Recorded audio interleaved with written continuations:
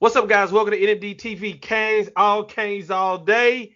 Got an instant reaction talking about the draft as of right now when we're recording this. Shaq Quaterman and Deejay Dallas have been drafted. On the line, I got JT Sports.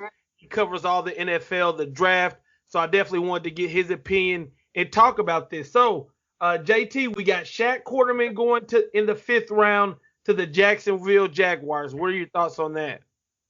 Not really a surprise to me because Jacksonville Jaguars tend to they love people that play like in a close proximity to them, and they already drafted C.J. Henderson, which is right down the street. So I mean, it's not really a surprise that he went to Jacksonville Jaguars. And actually, for those of you guys who don't know, Shaq Quaterman is going to be returning home because he played at Oakleaf High School, which is in Duval. Well, it's in Orange Park, but basically we consider that part of Duval too. So he's going to be back home in his hometown. So I know that has to be a pretty good moment for him that he's going to be suiting up for his hometown team. And that might have been probably a childhood dream that he had since growing up. So I mean, really good for him. So he was in the 5th round, the 140th overall pick, and he goes to Jacksonville. Very excited about Shaq.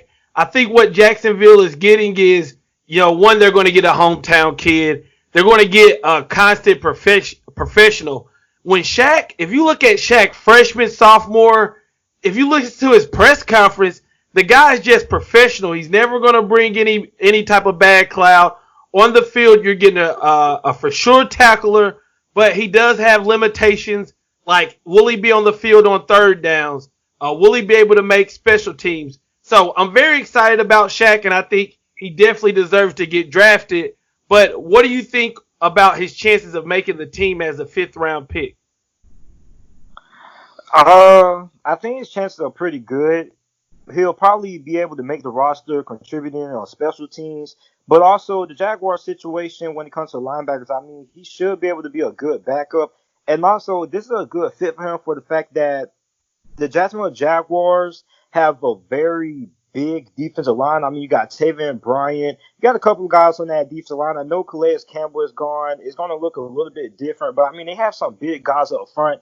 And something that's going to benefit guys like Shaq Quaterman is the fact that he's going to be able to play behind some of those big guys. And when you look at when him and Michael Pickney were both good at Miami, the seasons prior to the last one that we had back in like 2018, 2017, it's when you had guys like Gerald Willis stuffing up the front of the defensive line and things like that. So, I mean, it's good to have guys that they have up front in Jacksonville because then Shaq Quaterman can come, play cleanup. They can blitz him. They can do a lot of things with Shaq Quaterman. So, I mean, Shaq Quaterman, to me, if he improves his cover skills, he'll probably end up becoming a 3-down linebacker. And also, I think he has the opportunity to make the team. And also, he should be able to get some playing time because Miles Jack is pretty injury prone. He gets banged up a pretty good bit. So, I mean, he has the opportunity to get some PT this year. I think he should make the roster.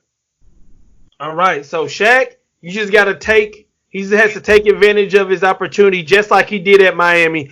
Thrown in the fire, never blinked, learned on the run, and had a pretty good career at Miami. And if it's anybody that deserves it to be drafted, I'm excited that it was Shaq. I'm happy for the guy. Now, at number 38 in the 5th round, the 144th overall pick was Deejay Dallas, drafted by the Seahawks, going to play with Travis Homer.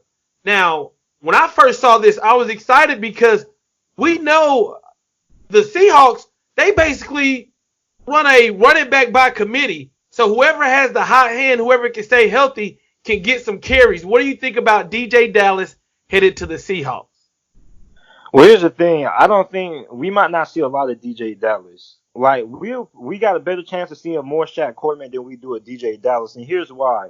Although they do run running back by committee, they still have two halfbacks they like who they feature the most, and both of those guys are Chris Carson and Rashard Penny. Those were two of the guys who got the touches most of the season, but both of those guys went down for injuries. You had Chris Carson who went down for injury; he was out for the season. Then Penny would miss most of the season as well with the injury. So I mean, both of those two guys are going to get the workload. Travis Homer may work into that rotation. I don't really know what that means for DJ Dallas. So DJ Dallas, for the most part, we most likely won't see a lot of DJ Dallas for Seattle unless it's the preseason. And so what I think is, I'm looking at, people forget DJ Dallas played a lot of defense. You know, when he actually, I think he came to Paradise Camp, he was playing defensive back. So I think he can make some room on special teams. That's how we saw Travis Homer last year making it on special teams. I think if he comes in and he'll have to prove himself on special teams, being able to tackle on special teams, get down there, maybe return some kickoffs or punts. That's me thinking positively. But I think if he can make his way somehow on the special team and then wait for his opportunity, I look at DJ with a guy with a lot of skill set. I mean, obviously, I love my Canes of being a little bit biased here. But who do you think stays longer with their drafted team, Shaq or DJ? I think Shaq stays longer with the Jacksonville Jaguars for the fact that they have depth. Well, they need depth at the linebacker position. And also, their linebacker position, I don't think it's the best. And it's not like, well, it's pretty solid. They got outside linebackers. You know, they got Allen. They got Miles Jack there. So I mean, he'll pretty much be playing inside linebacker. So I think he'll stay longer with the Jacksonville Jaguars, and for the fact that it's his hometown city as well. But for DJ Dallas, I think we could end up seeing him change teams, because the thing with DJ Dallas is, like, DJ Dallas has a lot of talent, but he's pretty raw when it comes to the halfback position. Because remember, when DJ Dallas came to the Miami Hurricanes, initially he was recruited as like an athlete. I believe he was like a high school quarterback. Then he came to Miami. He changed his position. At first, what did they start him at? Like a wide receiver? They wanted him to play. I think they wanted him to play DB. Then he went to wide receiver. Then he ended up at running back. So he's really raw when it comes to the halfback position. Like, sometimes his vision isn't quite there, but I mean, this is a very explosive guy. So I mean, he'll go to Seattle. He'll end up developing more into a halfback, because he doesn't really have a lot of experience there, but he is pretty good. So I mean, he'll go to Seattle, and then if a guy like Rashad Penny or Chris Carson ends up walking away in free agency, then it could be the next man up mentality. I actually like him to end up, I think he has a better chance of getting more in the rotation than Travis Homer, because I think he's a lot more talented than Travis Homer, in my opinion. I mean, Travis Homer is good and all, but I think DJ Dallas is a lot better than what Travis Homer is, because when you look at DJ Dallas, you're looking at a guy who is big, physical. He also can catch passes at the backfield, and so can Travis Homer. But I mean, when you look at what DJ Dallas brings, I mean, this is a guy who is stout and he's very physical. I mean, this guy breaks a lot of tackles. And I mean, if you're a defensive back in the open field, this is the last guy you want to see coming at you. Go back and watch. I'm pretty sure you guys remember that big run he had against the University of Florida. Those DBs, they didn't want no part of that, man. Right. And I still like Travis Homer. I don't want us to sleep on Travis Homer, because I do think he's good, but I think to speak about what you're talking about, the way DJ runs, never stops moving his feet, always has good pad level, so it's tough to bring him down. It's going to be interesting, because I think this is why I think Seattle's a good spot for him. They do have running backs there, so that kind of sucks for them.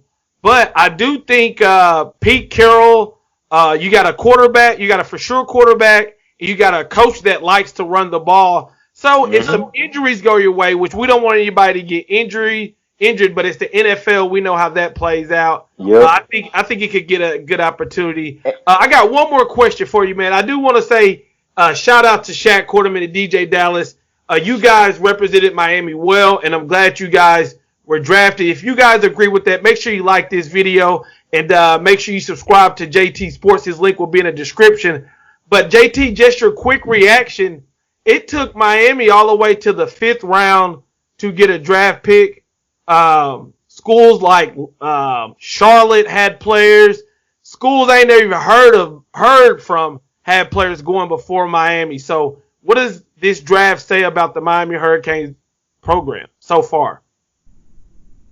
Well, I mean, again, like, we get players into the NFL. That's one thing you can say. But for other schools, they can use it against us. They can say, "Oh, Miami gets players into the NFL." But I mean, if you come to our school like Georgia, Alabama, we can get you into the NFL as a high draft pick. So it's the fact that we don't have players going into the high rounds like the second or first round, like how we used to be back in the old school days when we had players going left and at one draft, which was it? I think it was '03 or '04. We broke the record at the time for most first round picks in the draft. I think Alabama broke that record a couple years back. But I mean, I think Miami is hard to really. I think it's kind of 50-50. You got to put some of the blame on the coaches, really, but you also got to put blame on the players as well, because Deejay Dallas didn't underperform at all, but Quaterman underperformed, and going into the season, he was supposed to be like a late first, early second round, so his draft stock dropped because his play dropped. But I mean, I just think, like, we're still getting players into the NFL. It's the better Miami gets, the more the talent's going to go, because we still have a chance. Like next season, Brevin Jordan's going to be a first rounder. If he has a better season, we get him more involved. And also, Gregory Rousseau. Yeah, Gregory Rousseau. I didn't even know he was eligible for the 2021 draft. So I mean, both of those guys should go in the first round. So I mean, I just think performance matters and things like that. And like Quaterman and them, they just didn't perform that well, other than Deejay Dallas. And Deejay Dallas probably went a little bit higher than a lot of people expected, because myself included felt he probably would have ended up going in the late sixth, probably early seventh. So I mean, he went a lot higher than I expected. So I mean, we're still getting players into the NFL. I just think, if the coaching staff and the program gets better, the players will end up getting drafted a lot higher. And then my last point, I wanted to address. You said guys like Charlotte and things like that. Those guys, some of the guys from Charlotte were absolutely studs in their conference. Like when you go to a school like Charlotte, or you go to a small school like Boise State, like you're not getting drafted for having 6.5 sacks. You're looking at guys who are some of the best in the group of five. You're looking at guys who had like 11.5 sacks and things like that. So you're looking at guys who were the best in the group of five. So, I mean, it's no surprise there. But, I mean, I understand what you're saying. But I think Miami's back on this way up. It's just sometimes it's just a flip of the coin, because David Njoku went the first round a couple of years back. So, I mean, we're still getting players into the NFL, man. Right. And like you said, it's just on and off. But another thing is, we did only win 6 games last year, and a lot of these guys, we all have been saying that they probably shouldn't have came out, but I really don't want to dwell on the negative. But I do want to end this by saying, once again, shout out to Shaq Quaterman, shout out to Deejay Dallas, and we wish you guys nothing but the best. And we'll continue to give you guys updates on the draft and Miami Hurricanes that's being drafted. I appreciate you guys watching. Make sure you click on the video on the screen. And also check out JT Sports channel. Link will be in the description. JT, I appreciate you. Thanks for having me on, man.